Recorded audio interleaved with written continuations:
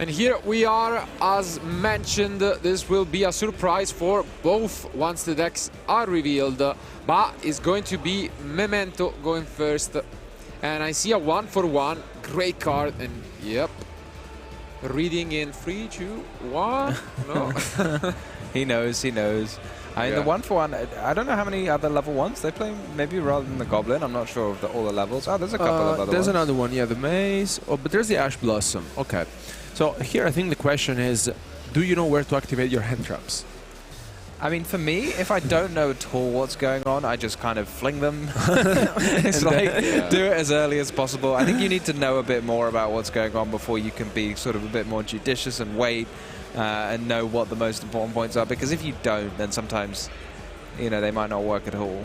And unfortunately, this Ash probably would have been better on the 1-for-1, but now it is able to summon the Maze from the deck. And as you were mentioning, Tom, this will allow him to fill up his graveyard with some more mementos and now search out what is a spell and trap with his effect. It looks like the Mementolan Fusion. Yep.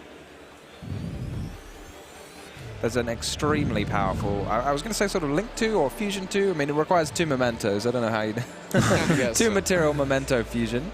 But he's going for the free one. Oh. Yeah. Maybe it's a 3 material memento fusion. Ooh. No, yeah, okay, this isn't the one I was thinking of, so he's summoning a This is different one. Creation King, This is right? the big one. Yeah, it is the Creation King.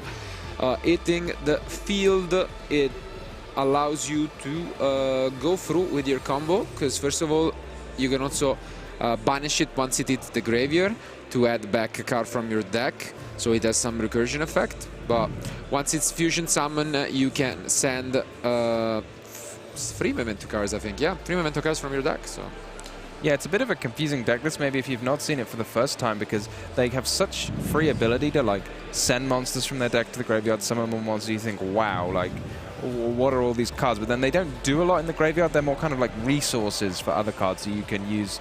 There's a sort of the fusion, as we saw, to shuffle them back, or we can use there's the big boss monster of the deck in the main deck that requires you to have 5 mementos in the graveyard. So yeah, and this is a great start, as mentioned.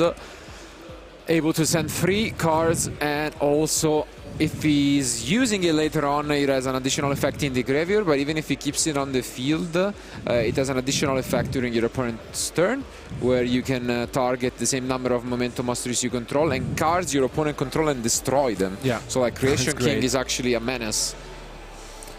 Here brings back the Gathic from the graveyard, which reminds me of a Koribo. yeah, I think they're all like based on some older cards. So Yeah, yeah, the Karibo there. there he is. Very cool to see.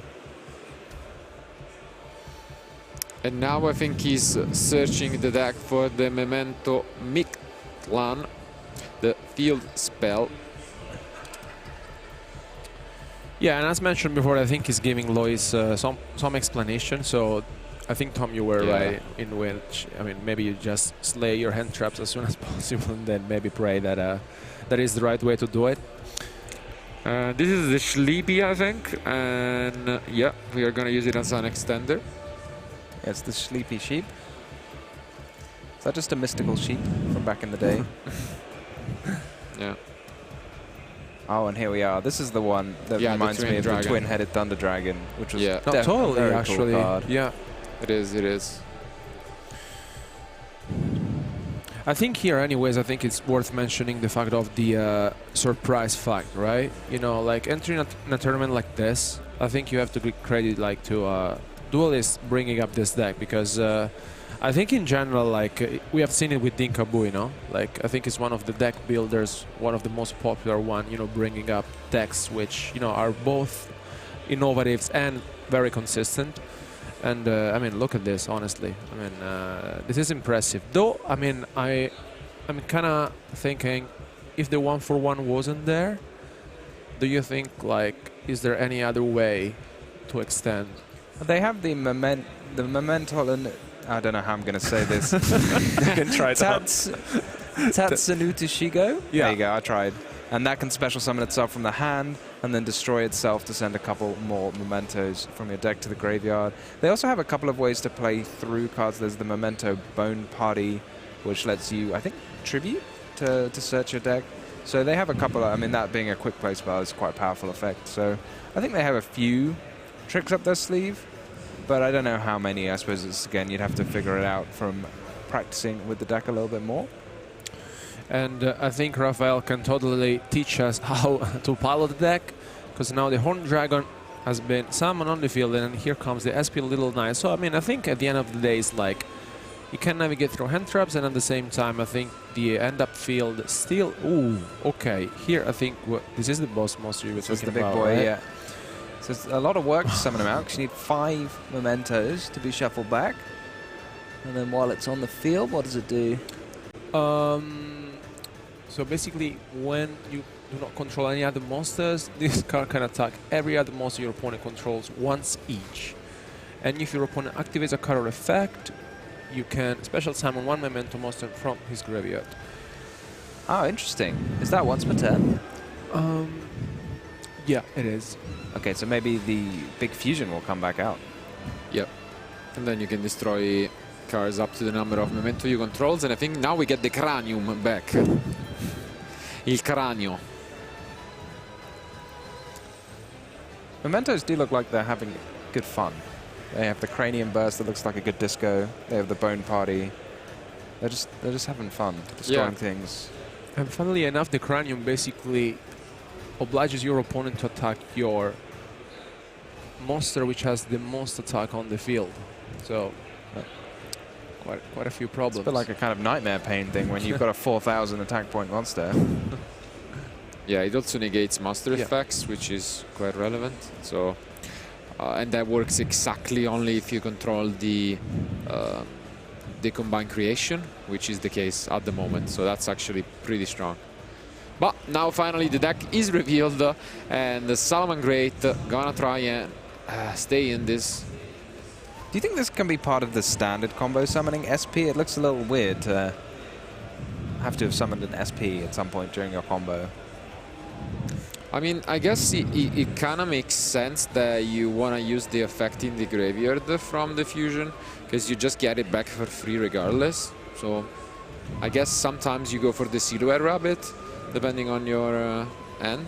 But he'd used the Silhouette Rabbit. Yeah. Maybe I guess if you had the one more monster somehow, then that IP would instead be an SP, and then... Yeah. Yeah, something like that. If he's running IP. But yeah, this looks pretty reasonable still. So now the pressure is on his opponent to try and fight back. At the moment there are a couple of negations, and I think he's gonna use the cranium so to negate the effect. Seems like it. Salamangreat of Fire, one of the newer Salamangreat monsters. This is the one I believe it's very powerful, but it does have the restriction that you can only summon fire monsters.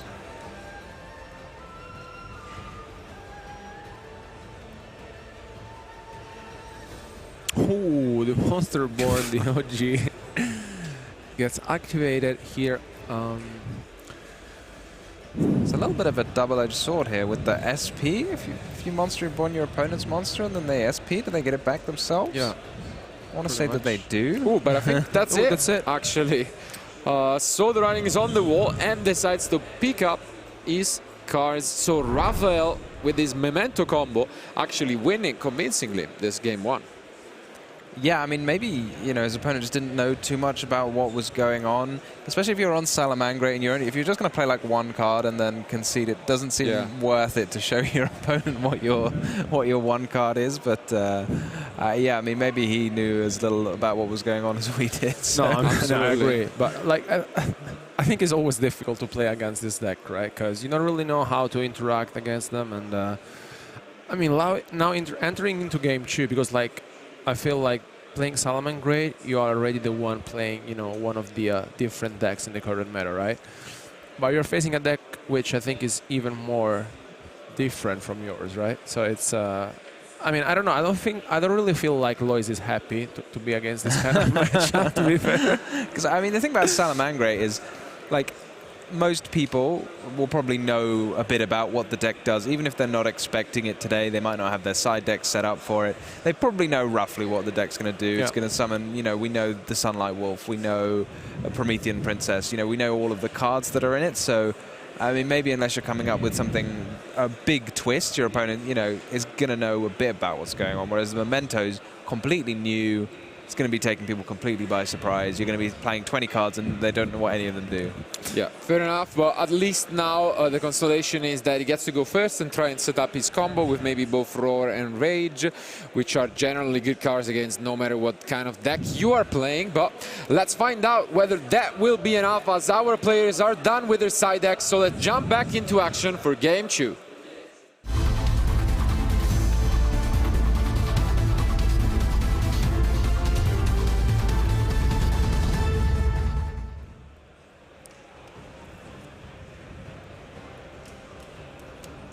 And funnily enough, now that you mentioned Roar and Rage, you know that Loïs is playing none of them.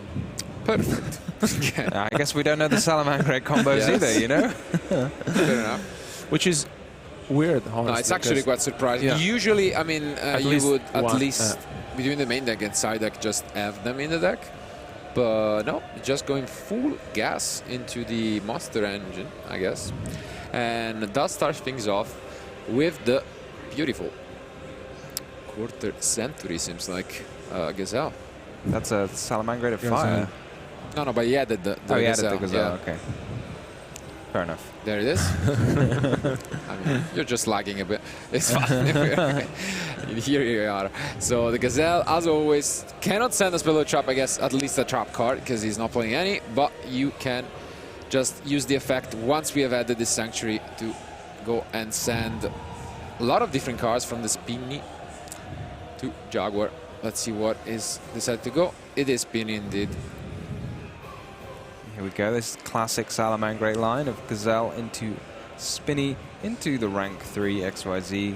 Is to get any more Salamangreats you want out of your deck. This locks you into fires, but I think it already locked into fire by the Salamangreat of fire, so I guess not too much of an issue. And yeah, at the moment it doesn't seem like there is any interruption from Raphael. So he's just gonna bring this Weasel. Is it just its old Princess? A lot of different ways to do about this. He goes for the Princess, makes sense. Interesting to see, like, I mean, Princess is an unbelievably powerful card, and we've seen it, but mostly in the Snake Eye deck, and so it's nice to see it spread out, you know, spread its wings. Yeah. Into a few other strategies. Salamangreat can surely make very good use of it as well. And similarly, we are now gonna get to see how the Salamangreat, I guess, Pyro Phoenix was supposed to be used with the Sanctuary to just give it an upgrade. And yeah, pretty solid start. Getting max value out of the Sanctuary there, which is nice, isn't it? And if you're talking about max value, look at this wheel of the Salamangreat, which with this rank 4 can bring so many monsters back. Who needs Soul Charge? Yeah. Build your own, and there it is. Look at this. Wow. Yeah, I mean, this is super fun. What's going to happen? That's the real question. Where does it end up? Ooh, Synchro Lines. Interesting. This one we have not seen in a while. The Brotherhood. Yeah. This lets you special summon a level 3 or lower fire monster? Which is Ash Blossom. Wow, because you can get it back afterwards with the Sunlight Wolf. Sunlight Wolf. Yeah. This is actually quite creative. Yeah. Well spotted combo, I guess. Interesting one. And we are going even for the sprint. Okay. Everything is happening right now. Wild. Yeah.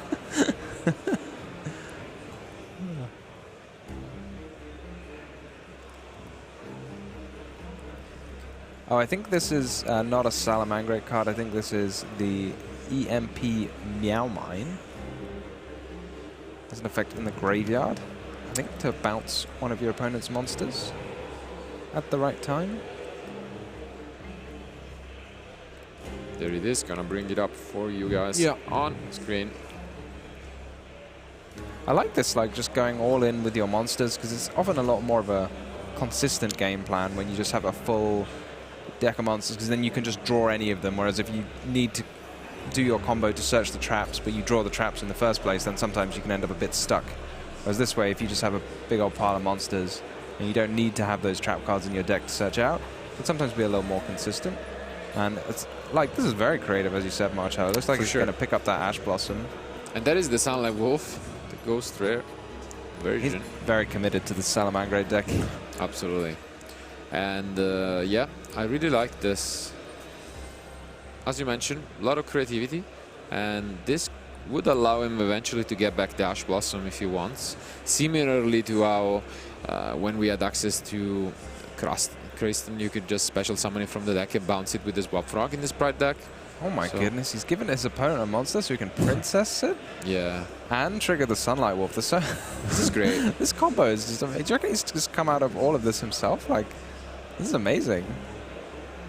Yeah. This is actually really cool. And then here comes back the Raging Phoenix. It's now really big, the Raging Phoenix. You know, now he can attack for 20,000 or...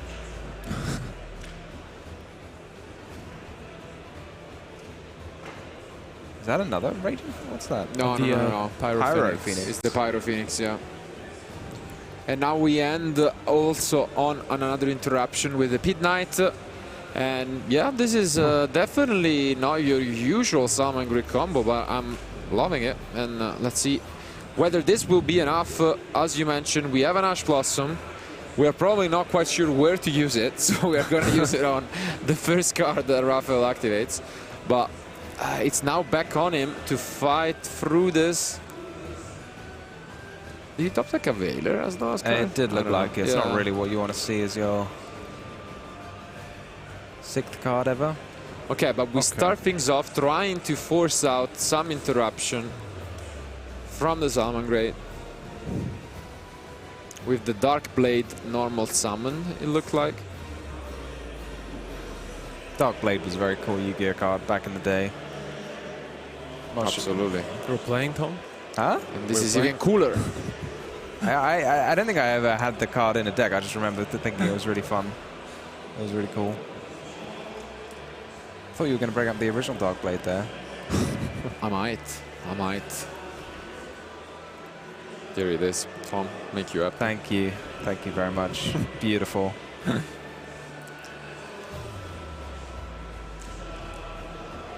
So now it's back to Raphael trying to figure out what to go for. The Princess is back into the graveyard, by the way, so we should also keep that in mind as an additional interruption for the deck. How do you trigger the Pit Knight? I know it negates an effect monster, but I think something needs to happen before you're allowed to do that. Yeah. Pit Knight early. I think it's just when a monster hit points to activates its effect. So in this case, you could use it with the Sunlight Wolf or with the Pyro Phoenix, I guess, to try and trigger it. Aha. And basically use it as an effect Vader of your own, I guess, yeah. Because it negates a monster effect of an opponent monster.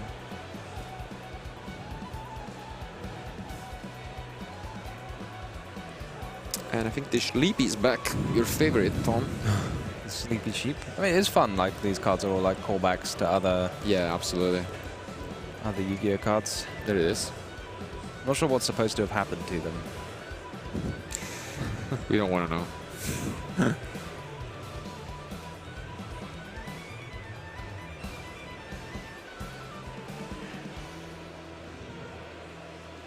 Okay, we see the Goblin, I think, and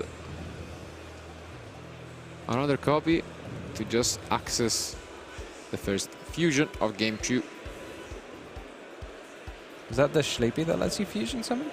Yeah, because the Sleepy says that if he gets normal special summon, he can fusion basically from his extra deck, using monster from hand on the field. And now we see the Ash Blossom. Maybe we have learned from game 1 what the threat was. Last time it sent 3 cards from the deck to the graveyard, so that seems like a good thing to Ash Blossom. 3 is a lot. It is more than 2, yeah.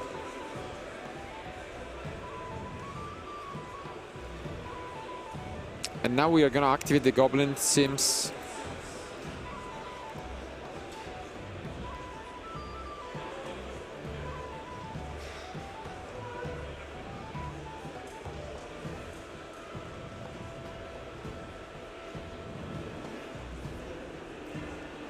So much going on here from both players. A lot of interruptions from Loïs. A lot of ability to push through for Raphael. Raphael got 2 cards left in hand, one of which we know to be the Effect Veiler. So is he going to start to run low on more pushes?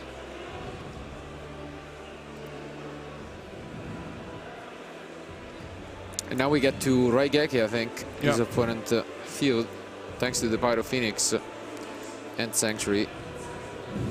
He's getting like max value out of it. I love this Sanctuary. Like normally it just saves you like 1 link material, but this has been like 2 link 4s worth of link summons. And yeah, we get to Raigeki, but now we can use the creation effect in the graveyard, banishing to add a memento card. And in this case, it's going to be the field spell. Did we miss maybe using the Sunlight Wolf there? I think it's still possible, but like, yeah, we did.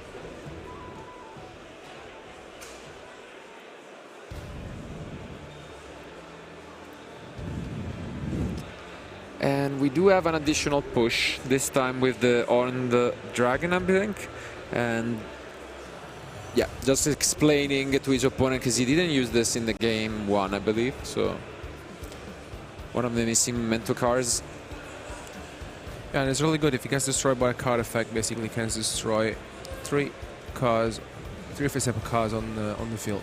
So, and I guess it's quite possible to destroy it using your own card effect sometimes. Yeah. In this case, maybe if you don't have any more mementos though to destroy it, maybe this won't be the plan.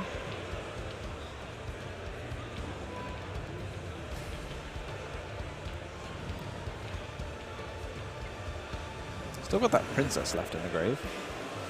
Yeah, but it seems like we just attack over the Pit Knight.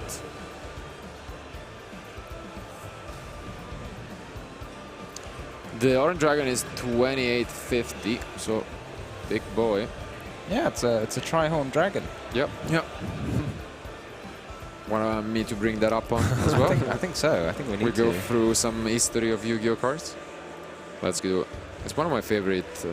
He does look quite cool. Yeah.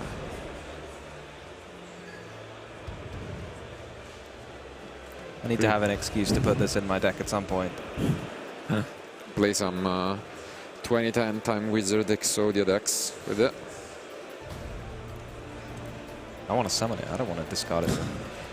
Trade in or something. Here we get to see the Salaman Great Charge, which is something that we don't really see often. And you have basically 2 effects which you can choose from. And you can basically target 3-5 monsters that are either banished or in the graveyard, and you can shuffle 2 of the 3 into the deck, and then you special summon the remaining one. Pretty powerful. Yeah, it's a bit like, I feel like these effects often you get to shuffle 3 back and draw 2, but this is equally useful, I'd say, like summoning a monster and getting 2 back. Just got to be careful. Do we have to be careful of the Horned Dragon? It won't destroy anything if it's destroyed. Or do we need to destroy any of our own memento monsters, or can we just freely destroy it? Yeah, we need 1. Okay. Phoenix number 3. Isn't this our turn? Or Yeah.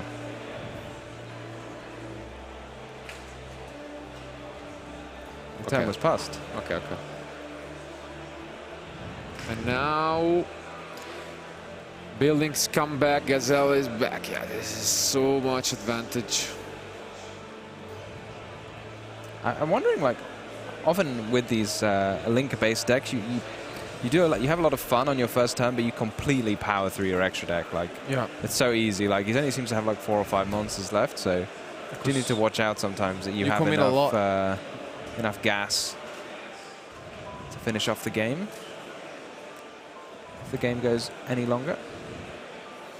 And we see the Weasel once again, so we're gonna have this synergy with both the Sunlight Wolf and the Princess. Yeah, this is so cool. You get that Princess back out, then you get to special summon another fire monster from your grave. Add 1 back. So much going on here. Seems like he's gonna destroy the Horned Dragon. Yeah.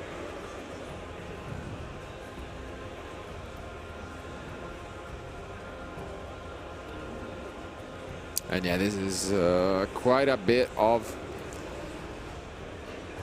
Salmon Great Monsters from our player. So Raphael kind of up against the wall, trying to stay in this game. But worst case scenario, we would just walk into a game 3 for him when he gets to go first.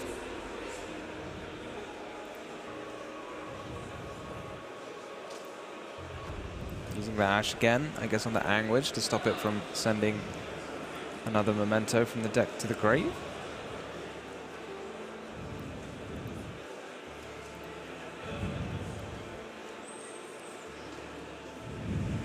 I wonder if there's a way to give Princess to your opponent. No, I don't think so. But I think, yeah, that's Raphael has seen enough. As mentioned, the score is tied. It's 1-1, so we are gonna go into game 3 soon enough. But now there is a chance for Raphael to just side deck and prepare his deck for going first. And he does have quite a few assets, I guess. He obviously is gonna complement, you know, his combos with some cross-out potentially. But outside of that, he also has some interesting trap cards. Yeah, I'm seeing a slightly terrifying trap card for Salamangreat players in the form of there can be only one, because I think they play quite a lot Cyberse monsters. I think so. Yeah, pretty bad if you have to come up against one of those. I'm really interested though, like, most of the time we see Salamangreat, I associate it with a deck that kind of like does the sort of, you know, a few hand traps and then like a small push and then a few hand traps and then a small push. But that was completely not what we saw there. So what do you think of that, Alberto? Do you like the new direction? No, I mean, like, I agree with you, Tom. And I think, like, in general, it's like what I appreciated the most about this game too is how Loïs built his deck. Like, it's completely different from any other Salamangreats I think we saw so far. Especially because, like, he decided not to go for the standard line with the Rage and the Roar. And as you said, you just commit on your very first turn, you play your cards, and let's see. I think it's just, you know, I don't want to say it's like into the void move, let's say, but you know. But I mean, I really like the way he played this out, and I mean, now it's not gonna be super easy for Raphael because he saw how powerful the I think it's like more explosive, I want to say, because like the usual Salamangreat deck is like more of control. You go with the Sunlight Wolf, you have either the Rage or the Roar, and then you start, you know, like controlling the game, then eventually finish off your opponent. But yeah, I mean, like, those trap cards are super scary. Like Skill Drains, and there can be only one in general, like super powerful, and against Salamangreat deck, you can bet. They are. I love the way Skill Drain interacts with some decks where they get a lot of benefit off being destroyed or being in the graveyard. Often you can put Skill Drain in your deck, especially after you've already had that first turn to set up. Then it doesn't affect you so much, but your opponent, like Salamangreat, feels like all the monsters are quite small. They don't rely so much on being destroyed or being in the graveyard. There's still that Foxy, which is quite a good answer. Yeah. But yeah, at the end of the day, like, going first with a Skill Drain or there can be only one or an anti-spell Fragrance is unbelievably powerful, and I guess that's why these cards are restricted to one. What do we think on the other side? There's evenly matched, honestly, which is always scary, to be fair. Yeah. It's like he's gonna go in for sure, and also there's the Dark Looter no more if he really feels like setting it in. And yeah, it's gonna be a fun game 3, hopefully. And without no further ado, guys, our players are ready with their side deck. Let's jump into game 3.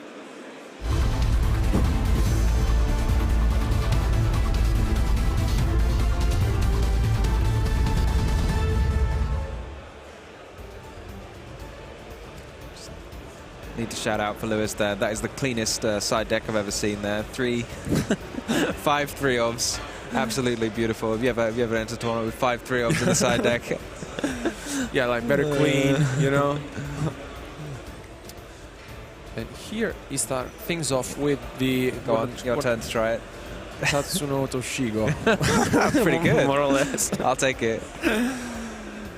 Much I have to say next time. Will there be a next time? Stay tuned to find out. So yeah, here we go. Just from one monster. There's no normal summon required even. We are going at full speed. I'm trying to take a look at his opponent, and I see a lot of spells, but can't quite tell. And yeah, the creation already hitting the field. Great news for Raphael. That's just off the single monster. like with no normal summon, you're getting access to your big fusion, the Creation King, and I guess it's going to start creating some fun. Raphael.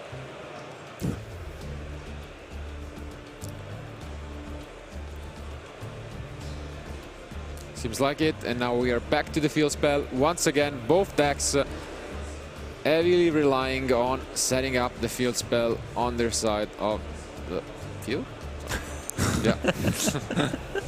It's kind of a staple of Yu-Gi-Oh! Nowadays, all the archetypes having their very powerful field spells. I mean, in the case of Salamangre and I think Memento, it's not the 3 of that you play to get your engine rolling. It's like an extra little piece you get that kind of ties your deck together and you get to search it for free using your engine. It's a little different approach. Not that different from Salamangre. Oh. Yeah, exactly. Now we could just upgrade as we did in the previous games, and yeah, we do it. Your favorite, Tom? Oh yeah, Thunder Dragon. My favorite card. I don't know, up there for my favorite card, I'd say. Yeah. Top 2. Top 2. Thunder Dragon and the other one being the other Thunder Dragon, you know. When you don't open it together. Exactly. And it's my least favorite card, yeah. And yeah, we do get to add 2 from deck. A lot of advantage at the moment. And a graveyard full of Memento monsters. Is that the Dark Blade back? That is the Dark Blade back. Going to get to destroy itself in order to destroy a Memento from your deck. Or maybe special summon a Memento from your deck. You can see Raphael debating a bit. We have about 14 minutes left, which is decently comfortable, but obviously we should keep that in mind, whether it becomes relevant.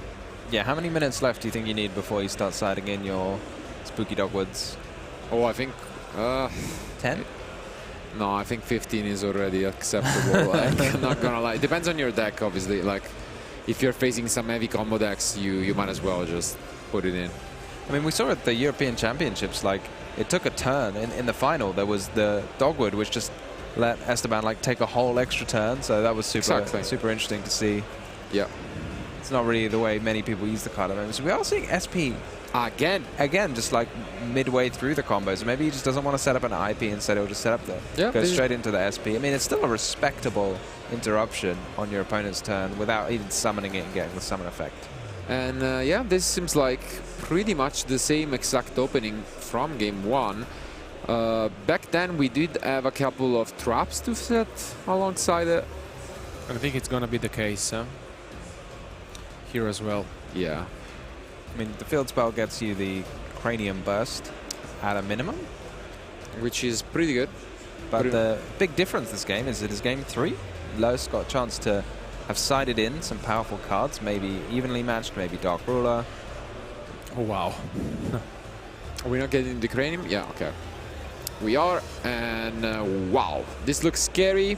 As mentioned, we could be seeing cards like Skill Drain, Anti-Spell Fragrance, or there can be only one from the side decks. Any of those looks terrifying, but evenly matched could be in the end, and we see the Anti-Spell. Wow. The one-off. Are we gonna see an enter battle phase? No, but we chain a Book of Eclipse, which is fair enough, because it turns off, I guess, the Cranium, but... Yeah, and you could summon a Memento from your grave. Is it a quick effect? Summon a Memento from your grave after your opponent activates a card, maybe? Pretty sure. And but gets to resolve. Even if you summon it, then it would just get set with the Book of Eclipse. Oh, and the Buffalo is a great follow-up. Obviously, you really want to pair it with a Gazelle once you discard to draw. And let's see if he has the Sanctuary. He does not, which is good news. Gotta remember to order your chain links here. Yeah. Don't want to draw cards before you search for your Sanctuary. That anti-spell is now going to put in a lot of work, right? The Sanctuary's turned off. Ooh, oh, and the Foxy, the one-off in deck. Wow. That's really strong. Does he also have the Gazelle? I think he drew into a circle, which could be good due to the Foxy. And no, we don't have a Gazelle, but we have a Spinny. This is crazy, but the call by. Call by is a good one. Yeah, I mean, I was thinking like, how can you stop this Foxy? But that's the way. Is there a universe in which you just... No, I guess it's fine. I was thinking whether call by could have been activated preemptively, just to avoid, you know, discarding a card like Jaguar Spinny to the grave. But I guess it's okay probably to do the SP. But you know what I mean? Maybe without the Gazelle, it's just safer to use it preemptively. Oh, I see what you mean. Yeah, that's kind of interesting. But let's see whether that would be enough. Or whether he has another extender here. Because like... Okay, it doesn't seem like that's the case. We're gonna set a few cards and we can assume most of them to be spells, which gives Raphael a full turn back. And then the monster gets flipped. Yeah, and it he draws should. one, right? Yeah, you got to remember to resolve your Book of Eclipse.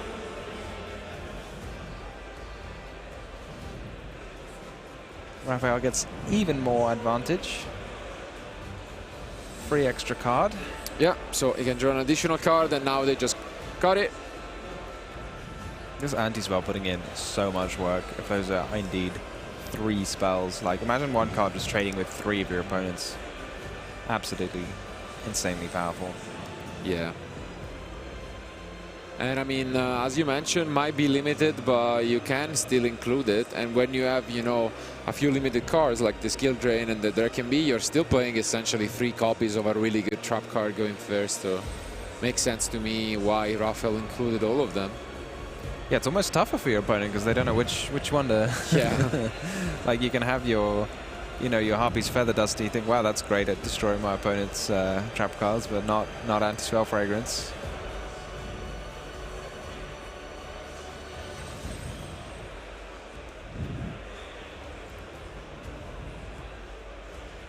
And yeah, I guess already 4,000 attack worth of Creation King. There's still quite a lot of damage here on the field, and yeah, I mean, if both of the set spell and trap card from Loïs' side are spells, Raphael may be able to seal this one out in this turn.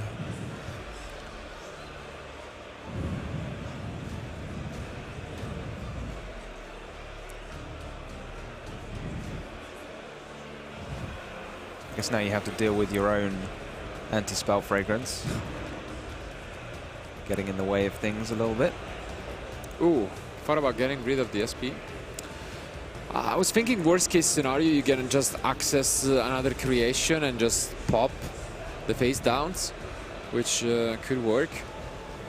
But I don't know how much of his deck relies on activating these quick play spells, there being the Fusion and the Bone Party.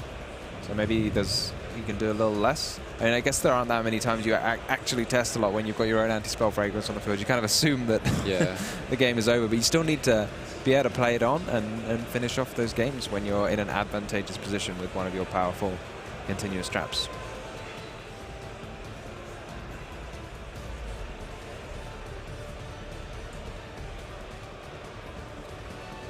What kind of link monsters does he have access to? He has the access code. He has access to access code, yeah.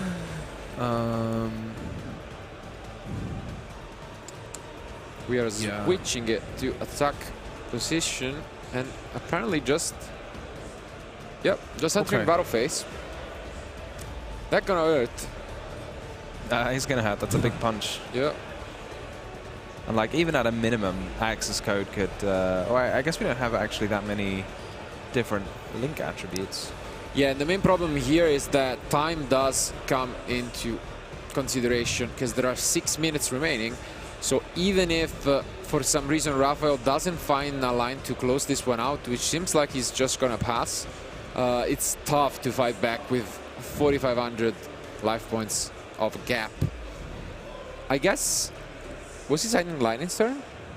Because maybe that could be one of the face down cars. I don't remember. Yeah, and Lightning Storm, does it need you to have no cards or no? No face up. So you could still use it here, but No, I think it was just evenly and like ruler. Ruler could be good.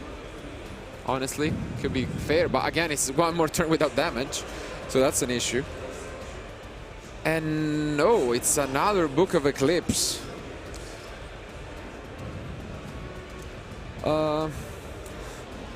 I mean, the thing is that I don't think this really helps you out much. Yeah. Okay. Okay, another you can try Buffalo. again. But this is quite tough. Sanctuary is gone, so we are just gonna use the Buffalo here to try and find this Gazelle.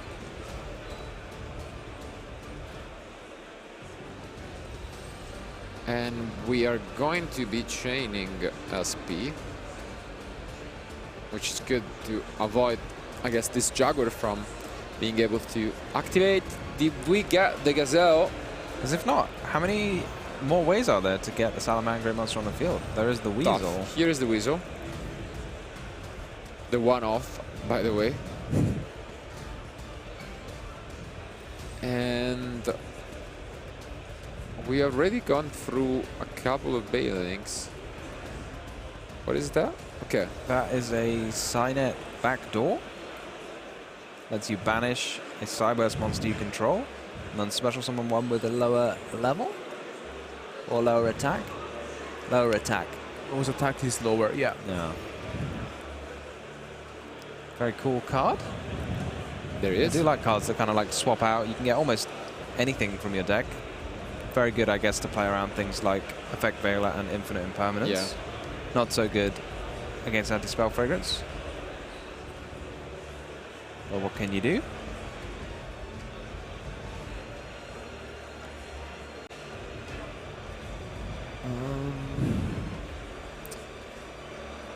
Here it comes. I think this is Decode. Code of Soul. Yeah. Yeah. Ah, he adds it. Okay. Oh, Adds it to Oh, hand and pass. passes. Wow. Unfortunately, this seems like it will be it with only 2 draws. Plays back to Raphael, and there comes the fist bump. Raphael is the winner of round 5. Well, definitely an interesting match between 2 decks, as mentioned, that we didn't expect to be seeing perform so well this weekend, maybe. And Memento looked impressive. Yeah, definitely. I mean, it's again like it's so powerful in that it does so many things. It can be very difficult to interrupt, even if at the end, like, you don't know what big interruptions it's going to end up on. If people aren't so familiar with it, and there's a deck that's taking so many actions, it's very hard to figure out what to do against it, what to interrupt, what to try and deal with on the end field. Like, we saw the Book of Eclipse. How well do you know how effective that is? And I guess if you don't have that kind of knowledge in your head, it can be really difficult. yeah. I mean, from what we've seen, I think with one card only can do a lot of stuff. I mean, we saw the Creation King being summoned, and then I think it's one of those cards that can be Ash Blossom because he sends all the pieces to the graveyard. And then, yeah, and of course, like the Creation itself is like amazing because then with the Cranium Burst and the Field Spell alone, it's quite a lot of cards to navigate through. And yeah, I think the most thing I would be scary of is like, where do I hand trap my opponent? Which is something that I think it's like giving Raphael, the I don't want to say the winning like percentages being on his side, but on this sense, when you up against a deck that you don't really know, I think you are in trouble from this point of view. But I mean, I think we have to give credit to Loïs on the other side for piloting a deck which we thought was more on the standard version, and I really liked the way it was played out in game 2. Honestly, I really enjoyed it. For sure, really interesting showcase of a combo where he was able to take advantage of the Weasel in particular, giving his opponent a monster, and then use both Sunlight Wolf to search out an Ash Blossom from deck and then get it back to the end. and the Princess. So that was definitely impressive. But I mean, they're both in contention. Obviously, it's gonna take a bit of an effort because, as we mentioned, the competition is rough this weekend, and making it to the top 32 with the 11 rounds of Swiss will be tough. And yeah, I guess congratulations to Raphael though for showing us that Memento is definitely a threat out there and something that maybe not most players are familiar with and therefore would like rather not to play against. But he's definitely having a blast here in the one. Really good chances of advancing to day 2, and I think yeah, we'll just try his best to understand what his logic behind bringing the deck was, and usually you can expect players to be quite familiar with such a, I guess, underdog strategy, but I think who can know best than the man himself, than Raphael, the Memento player. And I think soon we are gonna be ready and we can just say thank you guys for being with us for round 5. So this was a blast, but before heading off, we want to hear it from Ed and Raphael. Thank you very much, Marcello. Yes, I am here with Raphael, who's just won that round 5 feature match. Raphael, congratulations. How are you feeling? Thank you. I'm really happy because he play original deck like me. It's fun match. So were you expecting to see Salomon great? No. No? No. When the judge called me for the feature match, I'm saying, okay, I'm the bad guy. He play Ubel or something, and I saw Salomon great. Oh, you are true. So tell us, why do you like Memento? I don't like Fiend Smith Engine. There we go. And my friends say, test this deck, and it's really fun. So I buy all collector and quarter and I play it. Wonderful. And so this is, you've got 4 wins, 1 loss. Yeah. What was the loss against? I lost against Ubel.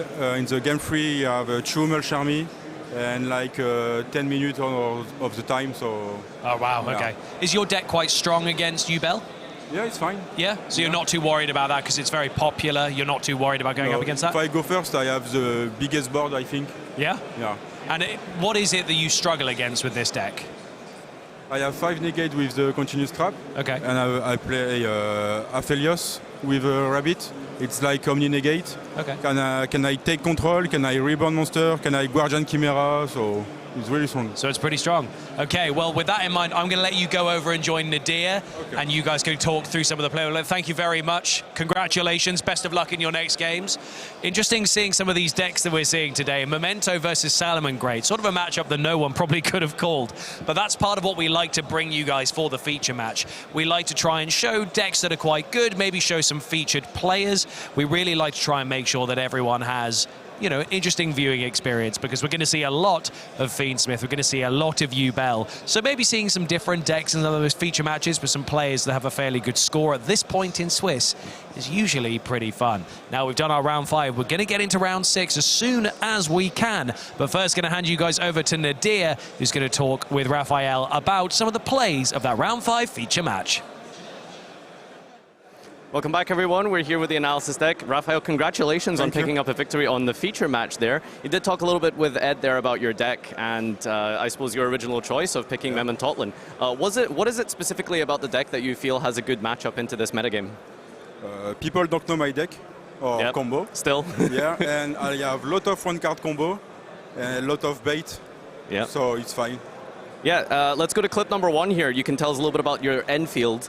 So you did actually manage to play through an Ash Blossom. Walk us through this and tell us how you're playing through this and what you're thinking and what you're trying to set up.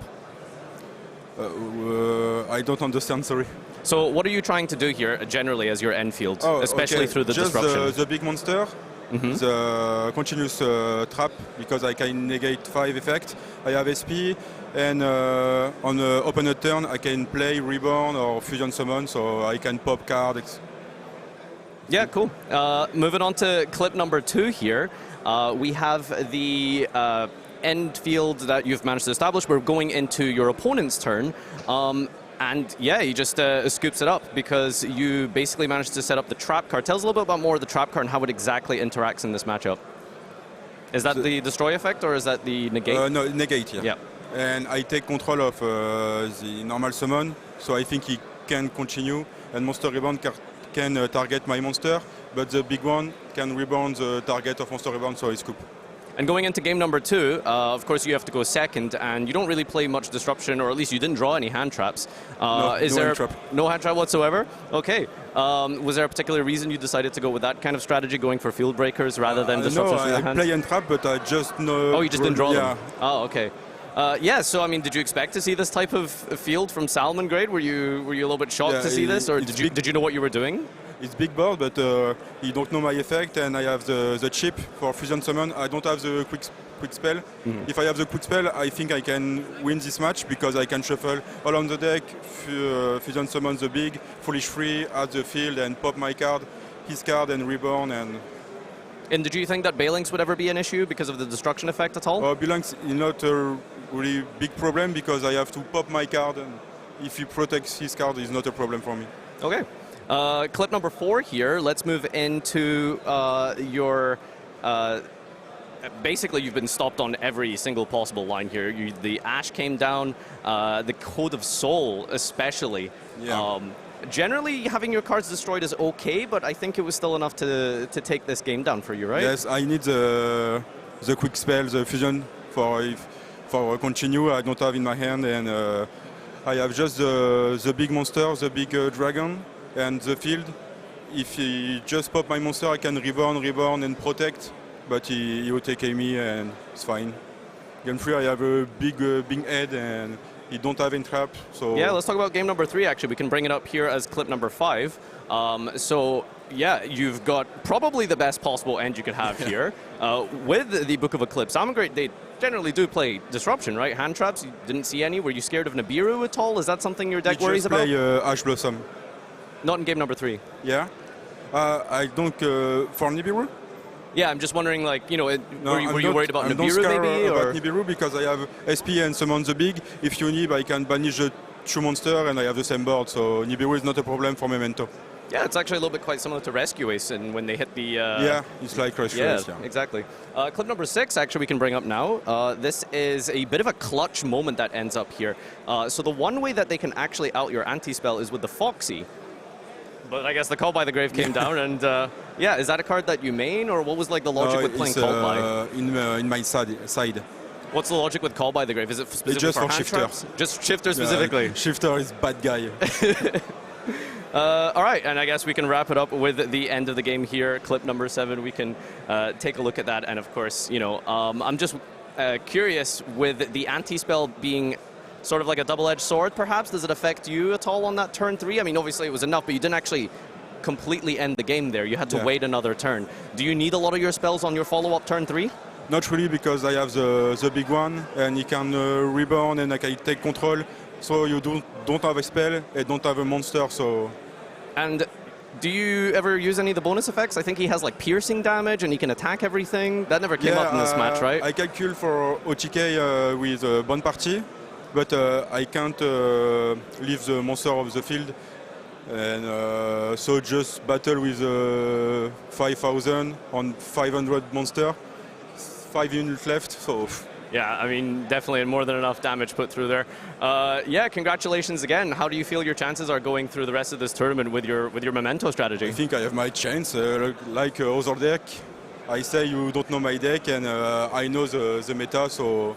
Yeah, you've been practicing Ubel or a Snake, you know exactly where to stop them. Yeah, okay. One final send-off here, I suppose. Can you pronounce the field spell? No. All right, thank you so much for joining us, Raphael. And for those of you at home, stay tuned. We have more live coverage coming your way. I'm going to shoot you back on over to Ed for more YCS Lille action.